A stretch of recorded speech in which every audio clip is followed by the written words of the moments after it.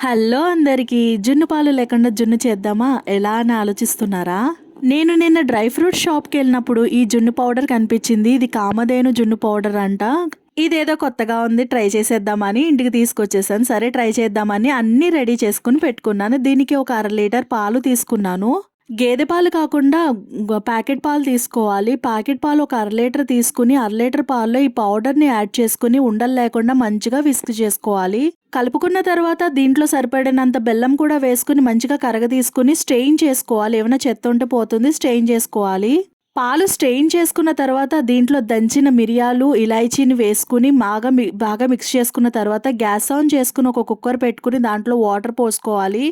Water పోసుకుని దాంట్లో ఈ జున్ను పాల గిన్నె పెట్టుకుని దానిపైన మూత పెట్టి కుక్కర్ మూత లిడ్ క్లోజ్ చేసి విజిల్ పెట్టుకోవాలి. సిమ్‌లో 3 విజిల్స్‌కి జున్ను రెడీ అయిపోతుంది. జున్ను మాత్రం టేస్ట్ చాలా బావుంది.